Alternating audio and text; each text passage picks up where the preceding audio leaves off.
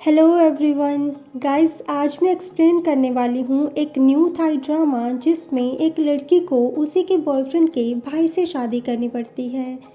तो ड्रामा की स्टार्टिंग में टाइम और टच को दिखाते हैं। टाइम को इसकी मॉम की कॉल आती है तो ये इनसे कहता है मैं और टच ग्रैंडमा के घर पहुँच गए हैं। इसके बाद यहाँ पर इनकी मॉम और आंट आती हैं और ये दोनों आपस में बहस करने लगते हैं कि ग्रैंडफादर की वसीयत इन्हीं के बेटे को मिलेगी।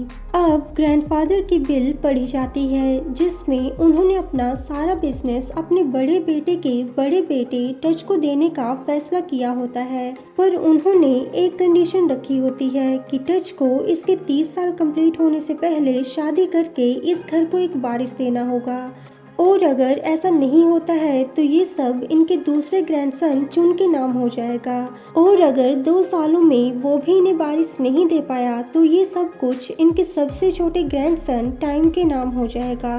इसके बाद ये बाहर आते हैं तो चुन टच को टीज करते हुए कहता है तुम अभी 28 साल के हो और आज तक मैंने कभी भी तुम्हें डेट करते हुए नहीं देखा, तो तुम्हारे लिए 30 साल के होने से पहले एक लड़की को ढूंढना, उसके साथ शादी करना और वारिस देना इतना आसान नहीं होने वाला।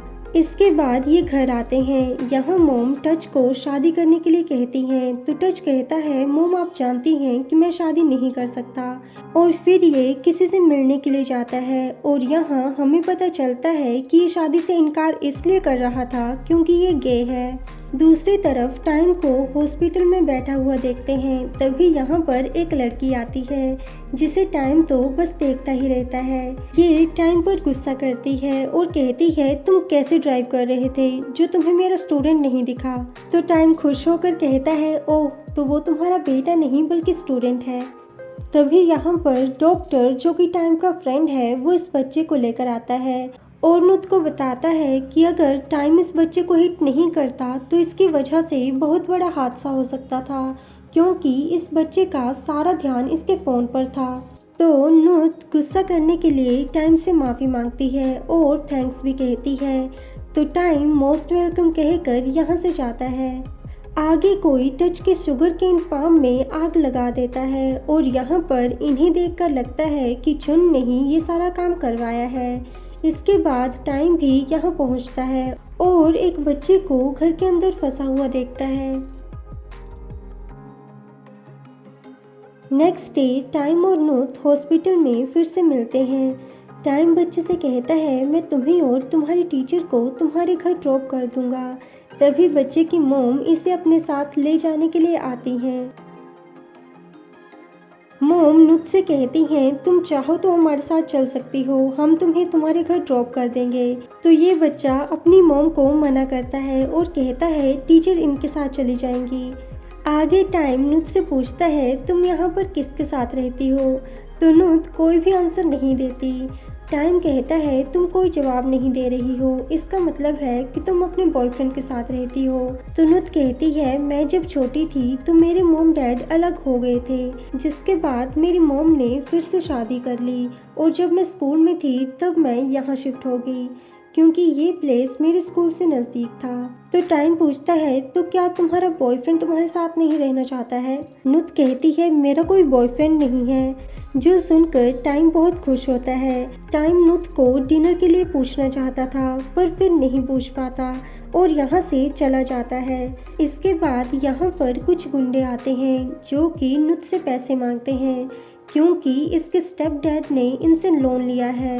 ये नुत से छीना झपटी करने लगते हैं। तभी यहाँ पर टाइम वापस आ जाता है और फाइट करके नुत को इनसे बचाता है। इसके बाद नुत पूछती है तुम वापस क्यों आए, तो टाइम कहता है मैं तुम्हारे साथ डिनर करना चाहता था। आगे टाइम नुत को हॉस्पिटल लेकर आता है और टाइम का फ्रेंड इन दोनों को साथ में देखकर नुत से कहता है तुम्हें रोज ड्रेसिंग करवाने के लिए आना होगा और अच्छा होगा अगर तुम किसी को साथ लेकर आओ जो कि तुम्हें संभाल सके। तो टाइम नुत से कहता है मैं तुम्हारे साथ यहाँ आ जाऊँगा। यहाँ हम टच को देखते हैं जो कि एक वॉच को देख रहा होता है और ये वही वॉच होती है जो कि इसके बॉयफ्रेंड को चाहिए थी।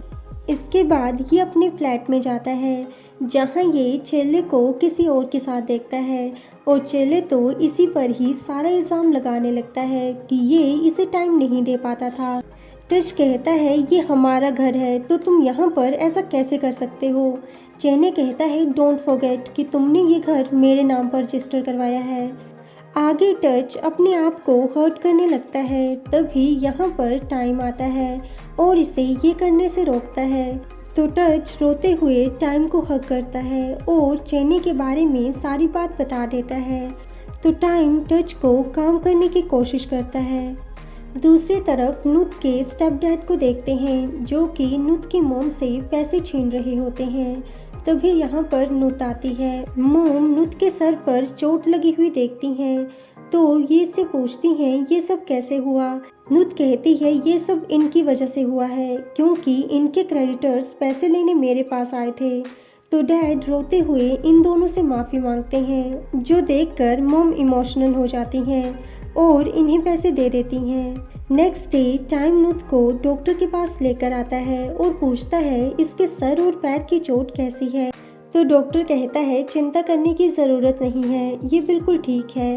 तो टाइम अपने फ्रेंड को इशारा करता है और इससे बुलवाता है कि नुत को भूखे पेट नहीं रहना चाहिए और इसे सही टाइम पर खाना खाना चाहिए। इसके बाद टाइम नुत को डिनर के लिए लेकर आता है और यहाँ पर नुत फ़ोन यूज़ कर रही होती है। तो टाइम कहता है क्या तुम टीनेजर की तरह फ़ोन एडिक्टेड हो।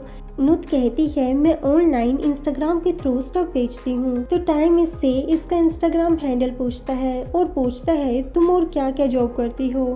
तो नुत इसे बहुत सारी जॉब्स गिनवाती है। ก็ขายของออนไลน์วันหยุดเสาร์อาทิตย์ฉันก็รับวาดภาพตามกำแพงบ้านกำแพงร้านรับงานออกแบบ इसके बाद टाइम इससे कहता है मेरा 7 महीने पहले ब्रेकअप हो चुका है।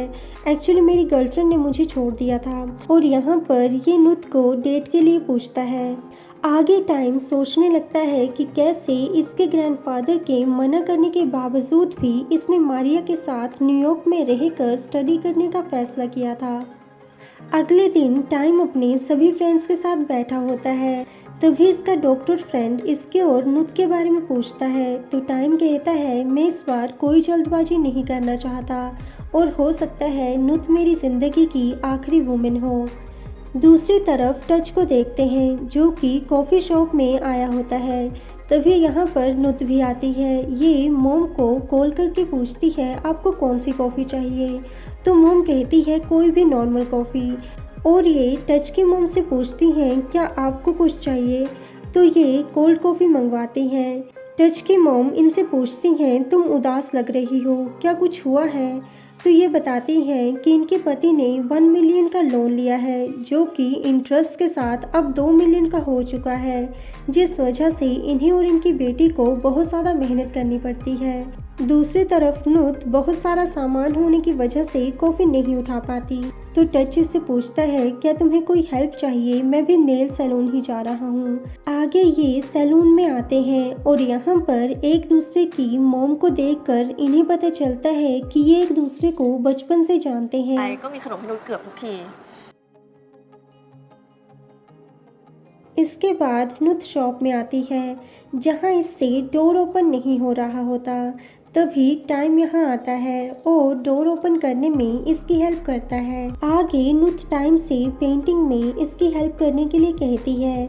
तो टाइम यहाँ पर हार्ट ड्रॉ करता है और इसके बाद ये दोनों मस्ती करने लगते हैं। दूसरी तरफ मोम टच से पूछती हैं तुम और नुत किस बारे में बात कर रहे थे। तो टच कहता है बचपन के बारे में, और क्योंकि हम बचपन में इतनी बार मिले थे तो मुझे उसके साथ बात करने में अनकंफर्टेबल भी फील नहीं हुआ। तो ये सुनकर टच की मोम नुत की मोम को कॉल करके अपने घर बुलाती हैं।